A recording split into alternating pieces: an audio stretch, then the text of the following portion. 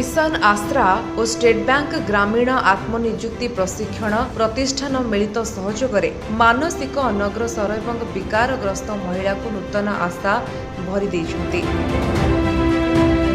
समाजरे थिबा मानसिक अनग्रसर और विकारग्रस्त महिला मानकु लोकमाने अलोड़ा असहाय भाबुथिबा बेले सही पथउड़ा महिला मानक पई आशार आलोक साजी आगे आसी सफल होइछि। पॉपुलेशन फोरो मिशन आश्रा सेहीपरि महिला मानकु खोजी चिन्हट करी तांकर समस्त दायित्व नहीं एक सुस्थ नुआ जीवन दे परे उक्त महिला मानकु किपरि स्वावलंबी एवं आत्मनिर्भरशील कराजिब तार मध्य रास्ता बाहर करिछि एही ट्रस्ट।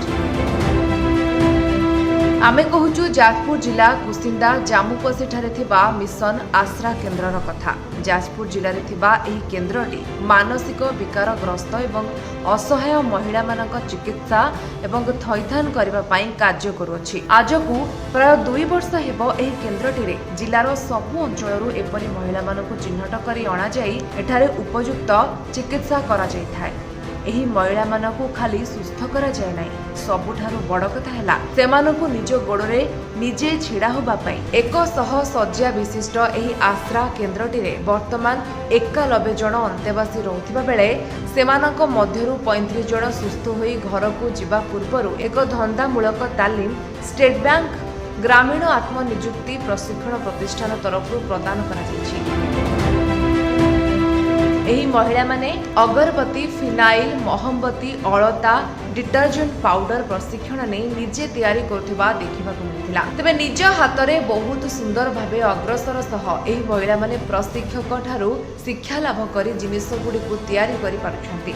मेसिन साहाय्य एवं हातरे धूपकाठी तैयारी करुछंती महिला माने। दिने से माने गाँ रे घरे अलोड़ा थिले, लोक माने तांको घृणा दृष्टि रे देखिबा सह परिवार रो बोझ बोली भाबुथिले। हेले ए दुनिया रे सबु संभव। एही मानसिक विकारग्रस्त महिला माने जे केउथिरे कम नहंती सेमानकर उपयुक्त चिकित्सा सह देखाशुना कले पुनश्च सेमाने समाजर मुख्य स्रोतरे सामिल हुई काहाकू हाथ न पताई निजे स्वावलंबी हेबा सह आत्मनिर्भरशील होई पारिबे ताहा प्रमाण करी देखै दैछथि मिशन आश्रा एवं स्टेट बैंक ग्रामीण आत्मनियुक्ति प्रशिक्षण प्रतिष्ठानर सदस्य माने। मिशन आश्रार अर्पिता बेहरा, सुदेशना साहू, मुफिया साहा, जितेंद्र प्रधान एवं स्टेट बैंक ग्रामीण आत्मनियुक्ति प्रशिक्षण प्रतिष्ठानर सुरेश चंद्र नायक, प्रसन्न कुमार राउत, धीरेन्द्रनाथ परिड़ा प्रमुखंकर मिलित सहयोगरे अंतेवासी माने नुआ जीवन पाइछन्ति। अंतेवासी संगीता जेना, सुनीता धଳ, मानी पाड़ी, नंदिनी चाटर, रंजू देहुरी, बनिता मल्लिक एवं रमा पात्र मिसिकरी एही सबु तालीम नेई एबे आगरे रही प्रमाण पत्र हासिल करिछन्ति।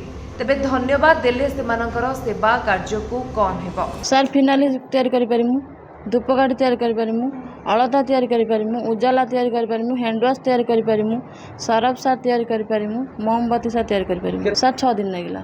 सर भाबी नथिनु मैम हमको फास्ट जणेले जे आमे घर को जिया पे बाहरतनु। मैम कहले घर को जानी ए काम सब सिखि जाओ, गाँर दरकार पहले करि परिबो, लोक मानक भी जणे परिबो आमे ए जगह ए कामटा सिखि के आसिमु। सर ई आश्रार अंतेवासी पई गोटे सेवा मनोवृत्ति नहीं गोटे ट्रेनिंग भोकेशनल ट्रेनिंग देवार बंदोबस्त करूँ 6 दिन ट्रेनिंग प्रोग्राम जो द्वारा कि से निज काम सेवा मनोवृत्ति नहीं किसी गोटे करेंगे समाजर मुख्य स्रोतर केमती सामिल हेबे से नहीं तांको आमे धूप तैयारी करवा, साबुन तैयारी करवा, फिनाइल तैयारी करवा, अगरबत्ती तैयारी इत्यादि कार्यक्रम कैंडल तैयारी करवा तांको शिक्षा देलु से भी सुचारू रूपे शिखिले। तो मानसिक विकारग्रस्त पिला तो एम जो जिन सहज यथा आम फिनाइल, धूपकाठी, अलता, Ujala, detergent powder, liquid detergent hand wash multipurpose use हो आउ साबुन कैंडल ये सब जिन शिखा आमर गोटे कथार अच्छी गोटे शिशु लोक आ वृद्ध लोक जो मैंने मानसिक विकारग्रस्त लोक से साक्षात भगवान को सदृश ए सेवा मनोवृत्ति देखिए मुझे निजक बहुत गर्व अनुभव करूँ। के भावी नी जे जीवन में एमती सीधासल भाव में भगवान को सेवा सहित जड़ित थी लोक मान सेवा कर सुजोग मिल जहाँ ये आम चैलेंज था। प्रथम जो अनुष्ठान मैडम मैंने आमको फोन करते आम टे भाभी बहुत चैलेंज हम से जापारे बुझीपारे तो से मत 2 थर आसवाक पड़ता थे से काउनसिलिंग कर देखिले जे से कौन एक्चुअली शिखेबे से विभिन्न प्रकार शिक्षार व्यवस्था करूँ पाखापाखि 9-10 प्रकार जिन शिखेलु आम अनुभव कलु से फिनाइल अगरबत्ती आमर कैंडेल ये जिन गोटे बहुत उजाला ये बहुत शीघ्र से धरी पार्छ निजे भी करुँच। ଏହି ମହିଳାମାନେ ସମାଜରେ ଥିବା ସୁସ୍ଥ ସବଳ ନାରୀମାନଙ୍କ ପାଇଁ ଉଦାହରଣ ଓ ପ୍ରେରଣା ନିଶ୍ଚିତ। ଏହି ଅନ୍ତେବାସୀ ମହିଳାମାନେ ଆଜିର ମାନସିକ ଯେକୌଣସିଥିରେ କମ୍ ନୁହନ୍ତି ତାହା ପ୍ରମାଣିତ କରି ଦେଖାଇଛନ୍ତି। ତେବେ ଏହା ଏକ ସମାଜ ପାଇଁ ବଡ଼ ପ୍ରେରଣା କହିଲେ କିଛି ଅସୁବିଧା ହେବ ନାହିଁ।